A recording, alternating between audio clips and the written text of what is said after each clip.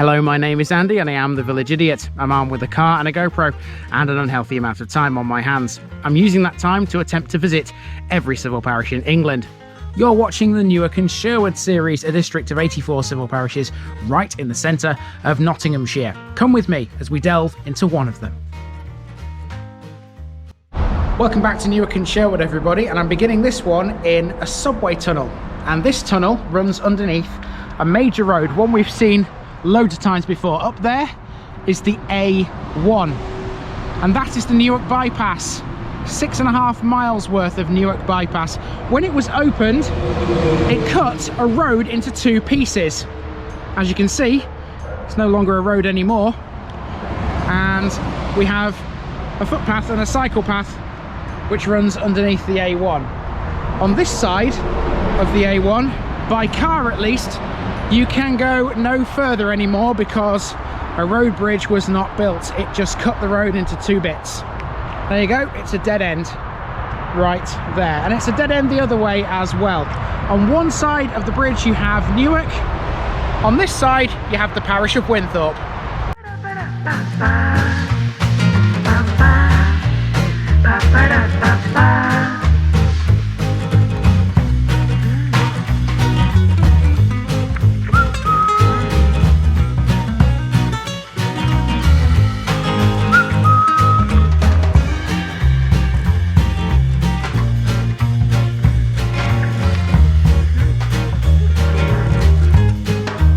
This Newark and Sherwood video is sponsored by Past Days, a family history blog by June Terrington. You'll find a link in the description. Here's my disclaimer for people who may be watching me for the first time. I say things as I would in my native accent and dialect. As a result, I may not pronounce things in the same way as the locals do. Remember, I'm a visitor. It's impossible to know everything. Leave me a comment, spin me a like, and bash that subscribe button. Let's get to today's parish video. Welcome to Winthorpe, which I'll be honest is one I've been looking forward to doing but dreading at the same time, and I can explain that. Most of the information in this one comes from Winthorpe's very own village website, which is loaded with good things to talk about. That's a good thing and a bad thing. Whilst it virtually guarantees what I present to you will be right, I'm worried about how much this one will leave out. The reason it has so much information is because in 1970 and 71 a competition was organised by the Newark Archaeological and Local History Society for a local village scrapbook. The object of the competition was to collect information about village history from local people, with the condition that all the scrapbooks would be kept for reference in Newark's Gilstrap Public Library. Winthorpe sits on Newark's northern boundary and was once connected to the town via road. That was until Newark Bypass was built, cutting that road into two pieces. It sits on land which was largely under Danish control in the 9th century, which would explain the name. Back then, it was known as Wymphetorp. It's had a few spelling variations through the centuries.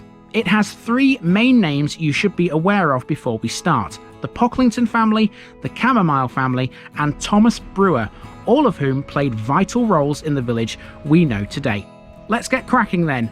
Wish me luck.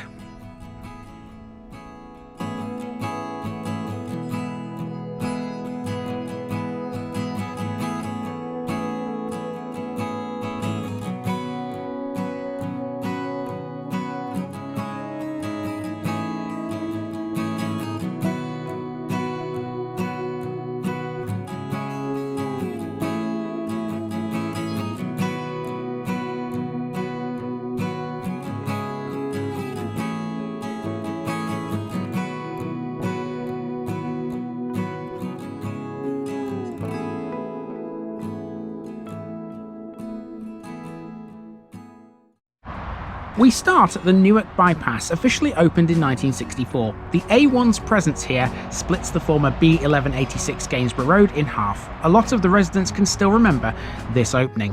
There are pros and cons to the bypass. Living at this end of Winthorpe, you have to drive north to go south. On the plus side, since its construction, Winthorpe has turned into a very peaceful village. Our first major building is the Church of All Saints. This is the third church to have been built on this site. There are no visible remains of the original church. The one we see today is pretty recent. It's a Victorian red brick church built in the late 1800s by the Reverend Edward Handley. It was built in memory of his father, Philip Handley. He built it at his own personal cost, £7,000 by all accounts. It has memorials within to the Pocklington family, who we'll talk a little bit about further around the route. It would have been nice to see those memorials, but the church wasn't open.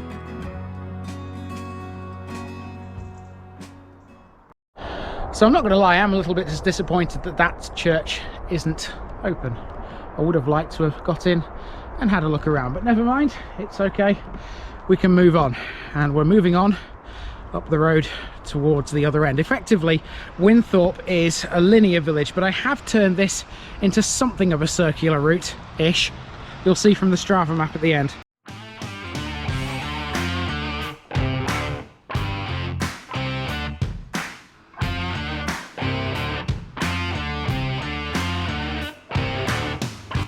This ornate-looking building was originally a church in Brough built by the Duncan family. When Brough acquired a newer, bigger church, it was dismantled and rebuilt here as a village hall.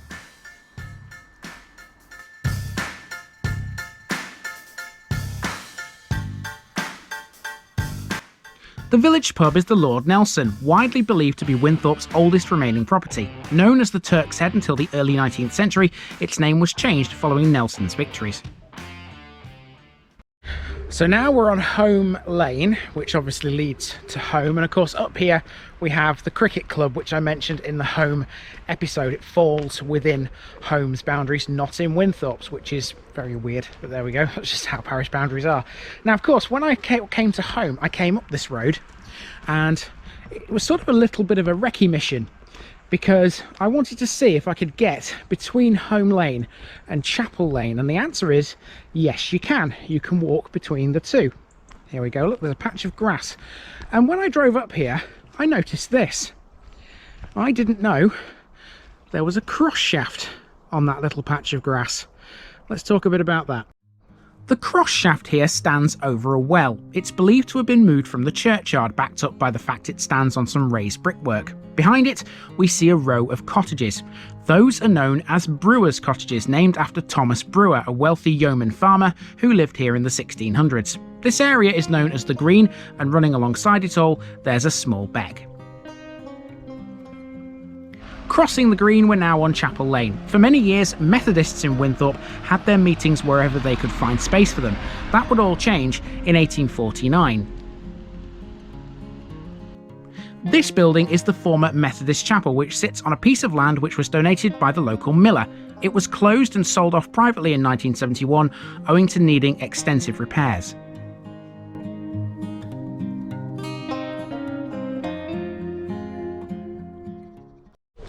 So now the route follows Gainsborough Road until we reach a footpath on the left, which will take us up towards Winthorpe's playing field.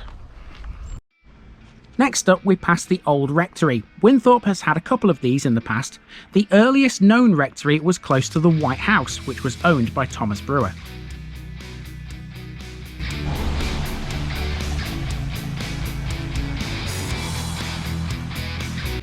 As we start to get closer to the northern end of Winthorpe, the houses start to become a little more modern. This makes sense. The older historic village core around the pub is now behind us. Across the road here we have the old red phone box, which I'm pleased to report sees the return of a book exchange. I guess Langford as a village was too small to warrant one. Okay, so just after the phone box we have the old post house, which is this property right here with the double garage.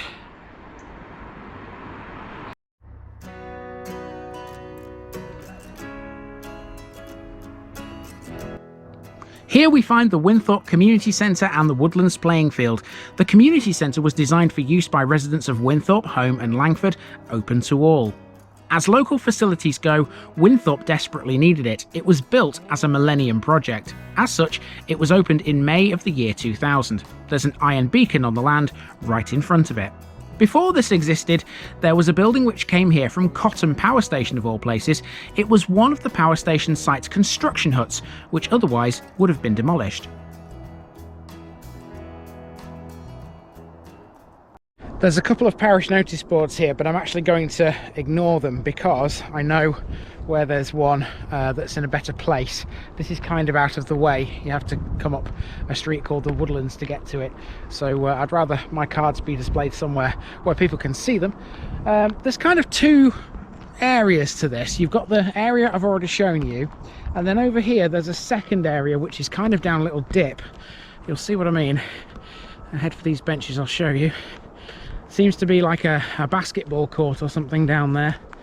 Don't know what else is down there, but we'll see. Yada yada yada. Oh, yes. There you go. There's the basketball court over there. That's what I could see. I didn't realise there's some allotments between them. There you go. The allotment fans, you've got your fill today.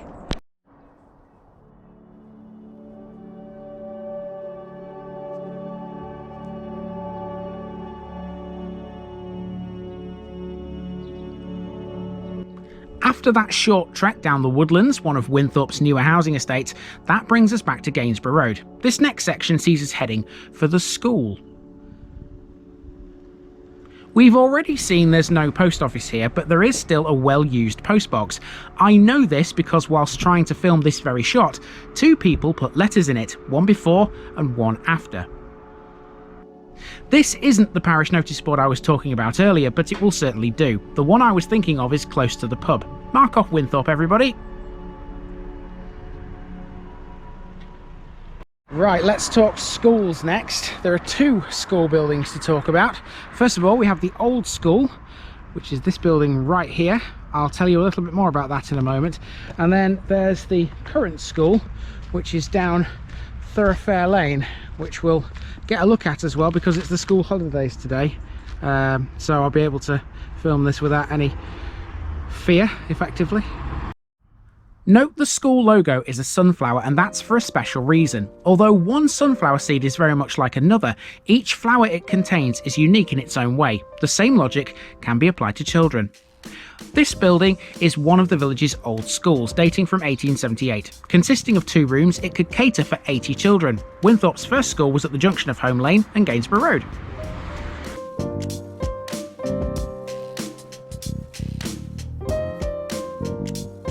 Via a footpath, we've entered Pocklington Crescent, which is named after the Pocklington family.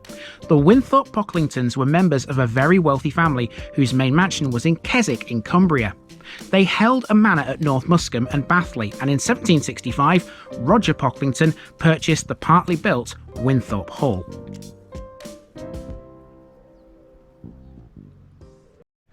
So Pocklington Crescent is like a little loop. In the centre of that loop, we've got this nice little area.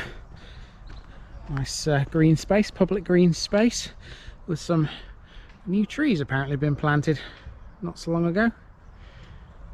Very nice, very nice.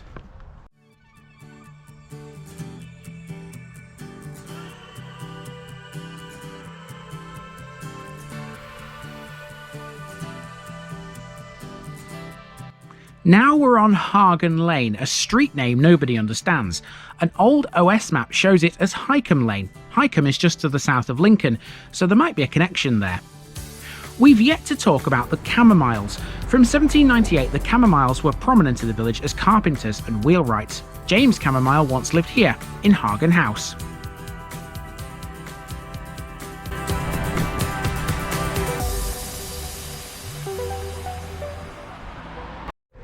Now, of course, because Winthorpe is a dead end, like we discussed at the very beginning, buses have to drive into Winthorpe and then drive back out again. And it's kind of handy that in front of the Lord Nelson pub, there's a turnaround space where they can do just that. They come down Gainsborough Road, turn in here, go around the bus stop, pick anybody up if there's anybody waiting, of course, or drop off, and then off they go back towards Collingham. On this small green where buses turn around, there's one for the fingerpost vans. Note how Winthorpe Lake is mentioned on this. You might remember that from the home episode. Let's have a closer look at the pub. The Lord Nelson often used to welcome people from North Muscombe. In the days of the ferry over the river, if the beer had run out at the Muscombe ferry, punters quite often made the short ferry trip across the Trent in search of a drink. In the car park of the Lord Nelson, we find quite an extensive recycling point. There are more than just these 3 bins. Before the construction of the Newark Bypass, this would have been the centre of the village. It seems odd to think that now. If anything, it seems so out of place. So here it's a straight run back to the car where we began, down to the end of Gainsborough Road, past the village hall, to the subway tunnel. It's a 2-mile walk from here into Newark if you want to do it on foot, and I believe people do. I've even known people before park where I've parked at the end of the road and walk into Newark because it avoids parking charges, believe it or not. But yeah, there you go. Time for a picture bit then.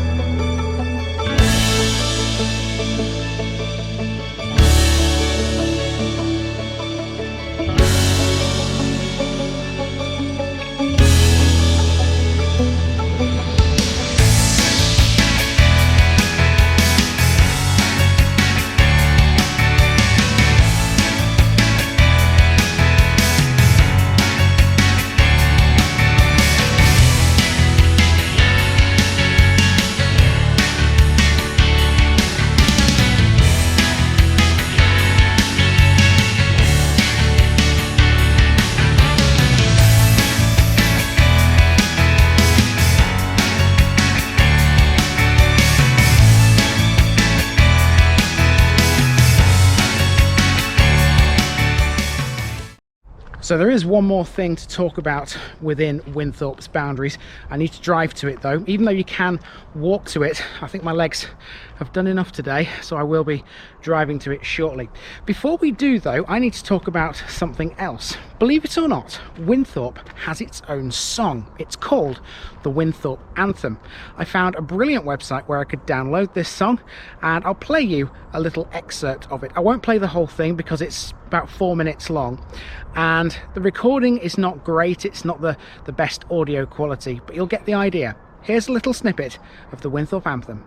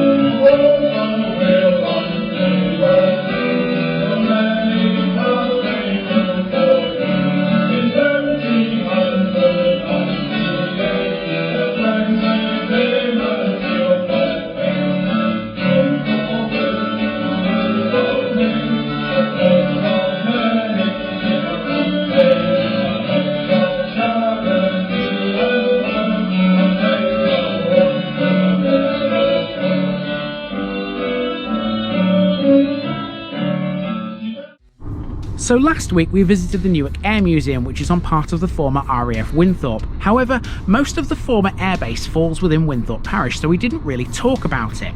To rectify that, we can see some bits of it now. We're on Godfrey Drive here, which leads to some modern warehouses. One of the old runways is to our left. Local legend has it that RAF Winthorpe was built in error, and as such, the airfield was not used for operational flying. It was built in 1940 as a satellite airfield for RAF Swinderby and later Syerston. Flying ceased in 1945 and the airfield became inactive in 1959. A small corner of the airbase is taken up by Winthorpe Services, formerly known as Newark Services. They are just off the junction where the A46, A17 and A1 all meet, Winthorpe Interchange. There's a separate petrol station on the A46 northbound, which you can see here, which is next to Mintleaf, a permanently closed Indian restaurant. Those fall within Winthorpe as well, but they're nothing to do with Winthorpe Services. Look to the left as I enter the services. You'll see an empty abandoned building that was called the Friendly Farmer. It was a restaurant and a farm shop, and it closed in 2020, but locals still refer to the nearby roundabout as the Friendly Farmer Roundabout. All that really remains here now is a filling station. During early 2018 it underwent refurbishment, and it now features a little Waitrose store.